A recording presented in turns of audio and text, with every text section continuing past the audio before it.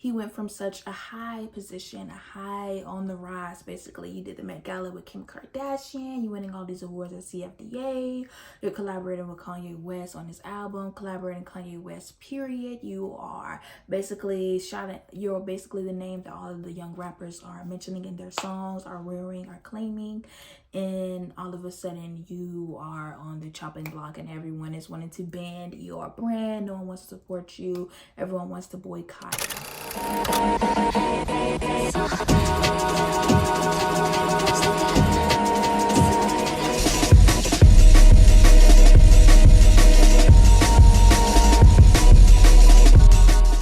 It's me, Amarijasz. Welcome back to my YouTube channel. In today's video, I'm going to be talking about who is the new creative director, or not even the current creative director of Balenciaga, Demna.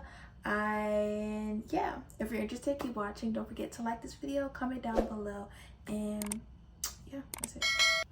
Okay, so basically, I decided to do this video because I feel like, other than Virgil, I feel like the creative director that has really been the most influential, personally, I would say, is Demna. I feel like he's been involved in a lot of things that's been going on in the fashion industry, whether good or bad. He's been a catalyst. He's been initiating, innovating, and trying different things, collaborating with various artists, celebrities, and basically just making a name for himself as a designer in the forefront, even though some people may have known him before to Vetements and other things like that. But I feel like on a general scale within the fashion industry, everyone can say that they know Demna.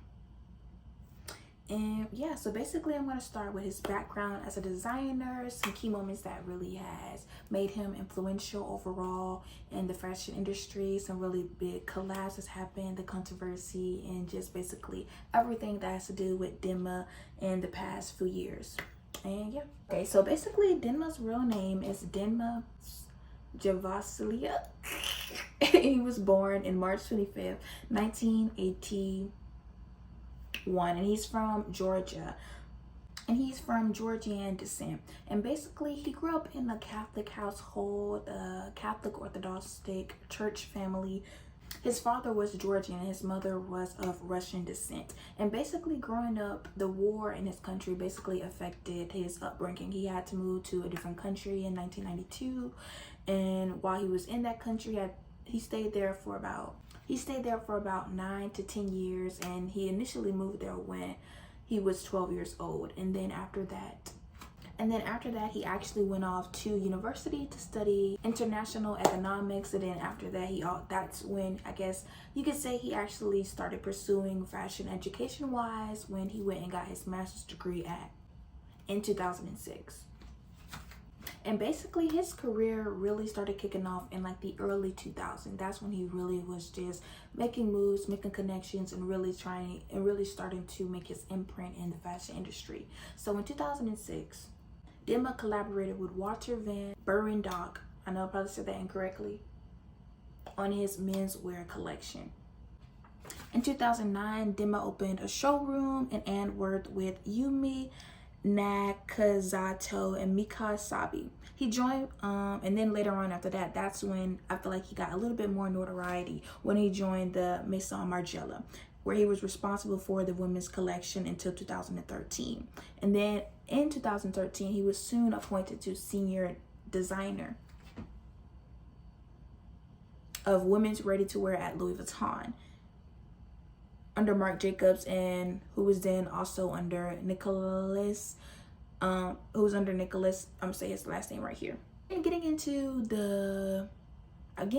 basically what everyone knows him for besides Balenciaga would have to be Vetements. And even me, I've heard of Vetements, but when I didn't know Vetements was created by Demna. I didn't even know who Demna was, to be honest. So yeah, but I knew the brand.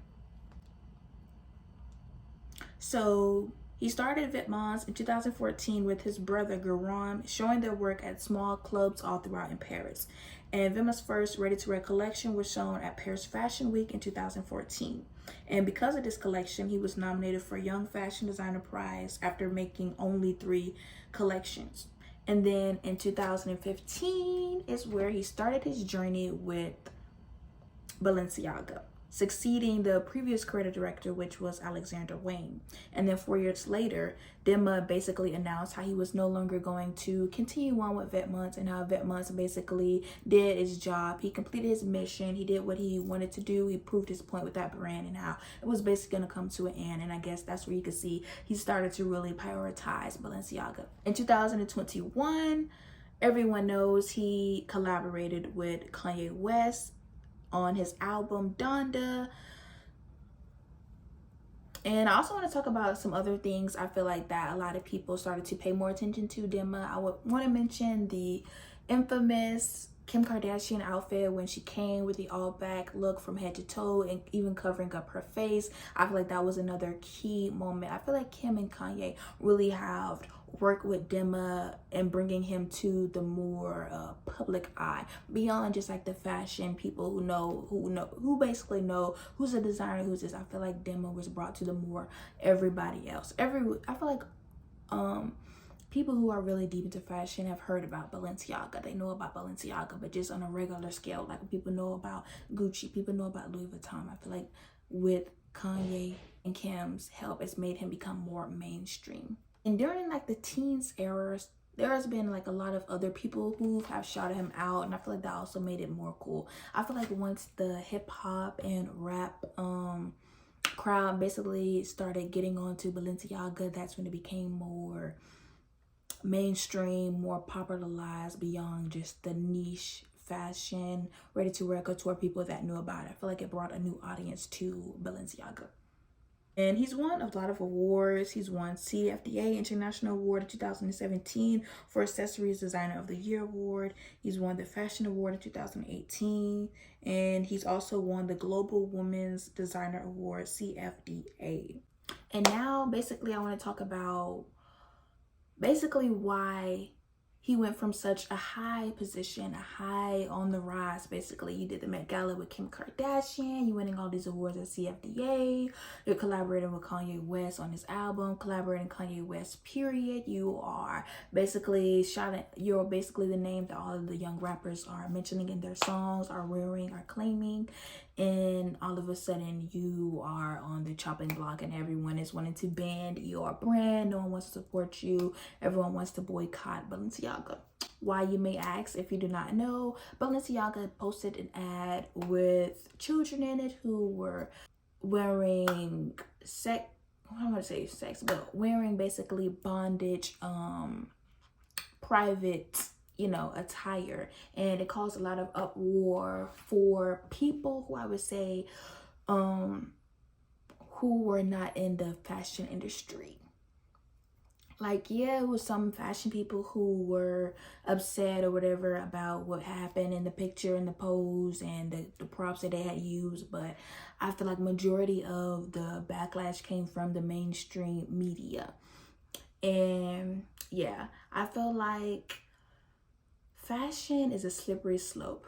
Fashion is a slippery slope, and one could kick it up to, obviously, people shouldn't be.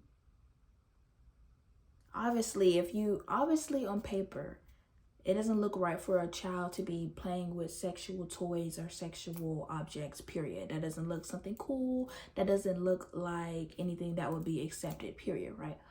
However, I do want to acknowledge fashion has always been something that the wildest can be interpreted into art. The wildest can be interpreted into anything.